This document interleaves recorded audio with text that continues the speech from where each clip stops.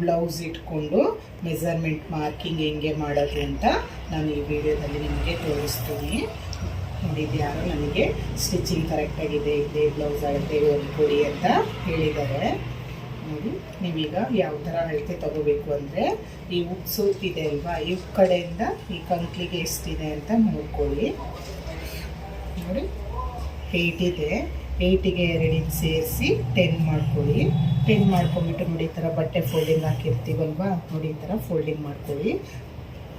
ಈ ಎಡ್ಜ್ ಬಂದುಬಿಟ್ಟು ನಿಮ್ಮ ಕಡೆ ಇರಲಿ. ನಾನು ಹುಕ್ಕಿಂದ ಕಂಕ್ಲಿಗೆ 8 ಇತ್ತು ನೋಡಿ, 2 ಇಂಚ್ ಸೇರಿಸ್ಕೊಂಡು ಫೋಲ್ಡ್ ಮಾಡ್ಕೊಂಡಿದ್ದೀನಿ. 10 ಆಯಿತು. ಆಮೇಲೆ ಏನು ಮಾಡಬೇಕಂದ್ರೆ ನೀವು ಬ್ಯಾಕ್ ಸೈಡು ಎಷ್ಟಿದೆ ಅಂತ ನೋಡ್ಕೊಳ್ಳಿ. ನೋಡಿ 12.5 ಇದೆ. ಅದಕ್ಕೆ ನೀವು 1 ಇಂಚ್ ಆ್ಯಡ್ ಮಾಡಿಕೊಂಡು 13.5 ತೊಗೊಂಡ್ಬಿಡಿ.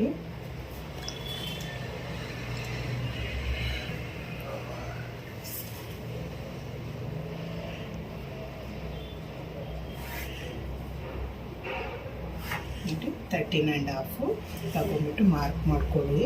ಆಮೇಲೆ ಇದು ಸ್ಟಿಚಿಂಗಿಗೆ 1/2 ಇಂಚು ತೊಗೊಂಡ್ಬಿಡಿ. ನಾವು 13.5 ತೊಗೊಂಡಿದ್ವಲ್ವ, ಅದನ್ನು ಮಾರ್ಕರ್ ಮಾಡ್ಕೊಂಡಿವಿ.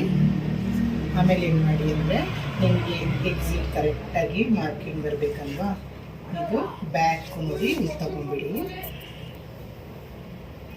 ಬ್ಯಾಕ್ ಬಂದ್ಬಿಟ್ಟು ಇಲ್ಲಿ ತೊಗೊಂಡ್ಬಿಡಿ. ಸ್ಟಿಚಿಂಗಿಗೆ ಅಂತ 1/4 ಇಂಚು ತೊಗೊಂಡ್ಬಿಡಿ. ಮತ್ತು ಕೆಲವರು ಕೇಳ್ತಾ ಇದ್ರಿ ಇಲ್ಲಿ ಯಾವ ಥರ ಶೋಲ್ಡರ್ ತೊಗೋಬೇಕು ಅಂತ. ನೋಡಿ ಇದು ಬಂದ್ಬಿಟ್ಟು 2.5 ಇದೆ. 2.5 ಇದ್ದರೆ ನೀವೇನು ಮಾಡಬೇಕಂದ್ರೆ 5.5 ತೊಗೊಬೇಕು ಫ್ರೆಂಡ್ಸ್.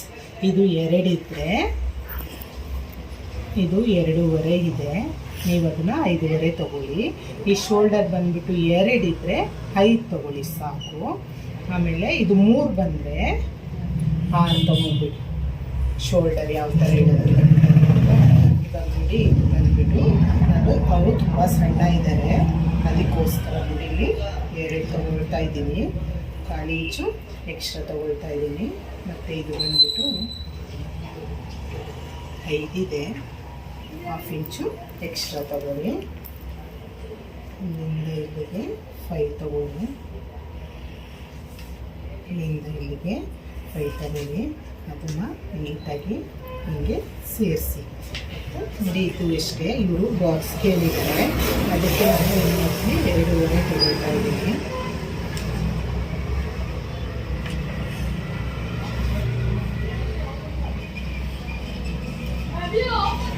ಅವ್ರು ನನಗೆ ಬಾಕ್ಸೇ ಬೇಕು ಅಂತ ಹೇಳಿದ್ದಾರೆ, ಅದಕ್ಕೆ ನಾನು ಈ ಬಾಕ್ಸು ಇದೇ ಥರ ಬಿಟ್ಕೊಂಡ್ಬಿಡ್ತೀನಿ. ನಿಮಗೆ ರೌಂಡ್ ಶೇಪ್ ಬೇಕು ಅಂದರೆ ಇಲ್ಲಿ ರೌಂಡ್ ಶೇಪ್ ಹಾಕ್ಕೋಬೋದು. ಇಲ್ಲೂ ಅಷ್ಟೇ 1 ಇಂಚು ಮುಂದಕ್ಕೆ ತೊಗೊಂಡ್ಬಿಟ್ಟು ನೀವು ಕರೆಕ್ಟಾಗಿ ನೋಡಿ ಈ ಥರ ಶೇಪ್ ಕೊಡಿ, ಕ್ಲೀನಾಗಿ ಶೇಪ್ ಕೊಡಿ.